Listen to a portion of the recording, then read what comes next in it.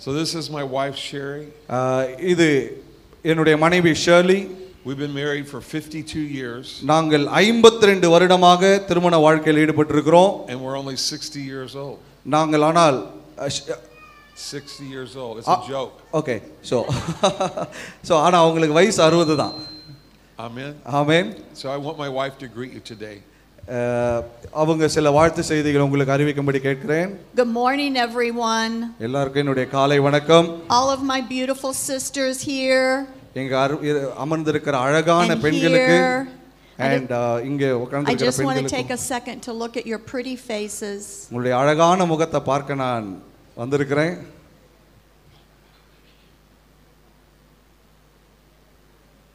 I came to India in 1985. 1985வது ஆண்டு நான் India தேசத்திற்கு முதன்முறையாக வந்தேன். And I came without knowing what I was going to do or to receive.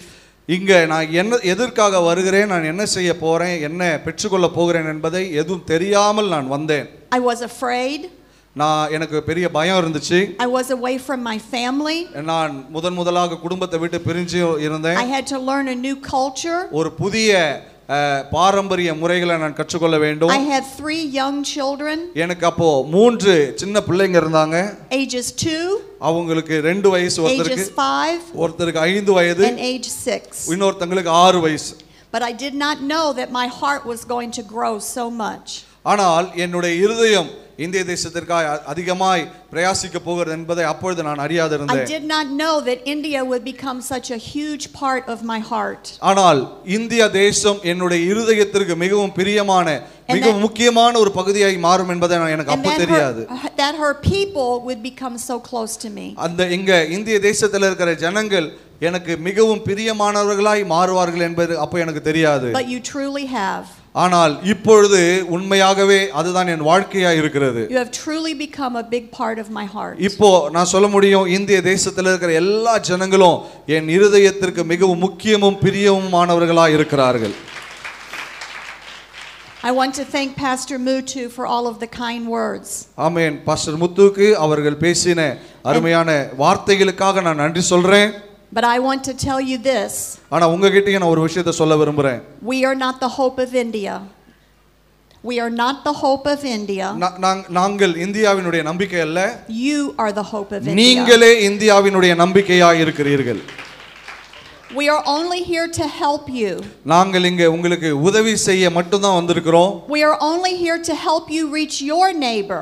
நீங்கள் மற்ற தெரியாத தேவனை தெரியாதவர்களுக்கு நீங்கள் சொல்லும்படிக்கு நாங்கள் வந்திருக்கிறோம். To love your community. உங்களுடைய பட்டணத்தையும் உங்களுடைய நீங்கள் வசிக்கிற அந்த பகுதியை நேசிக்கிறோம்.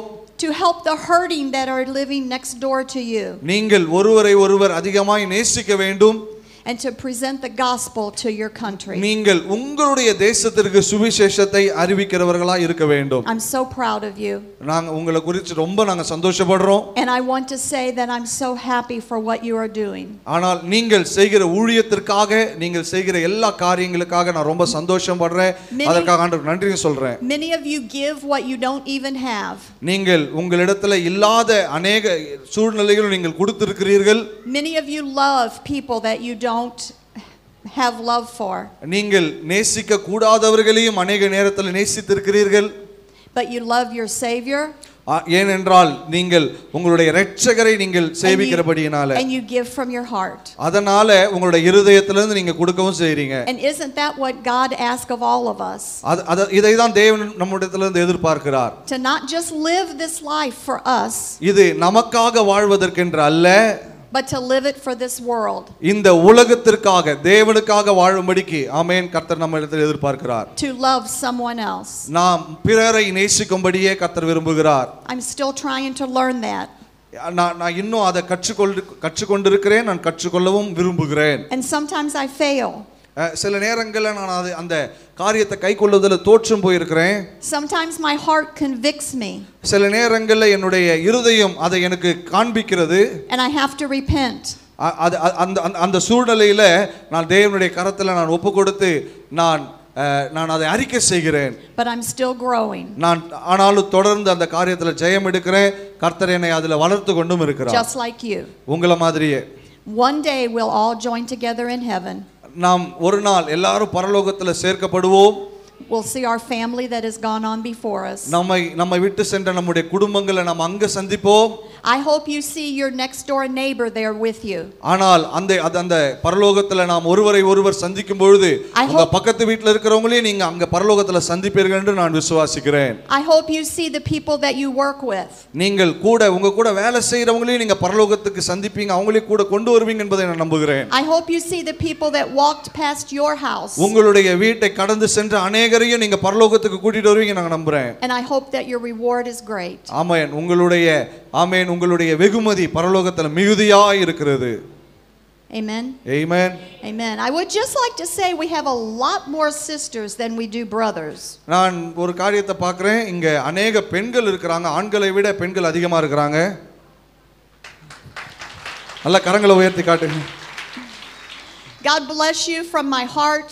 என்னுடைய இருதயத்திலிருந்து நான் உங்களை ஆசீர்வதிக்கிறேன். Thank you for welcoming us.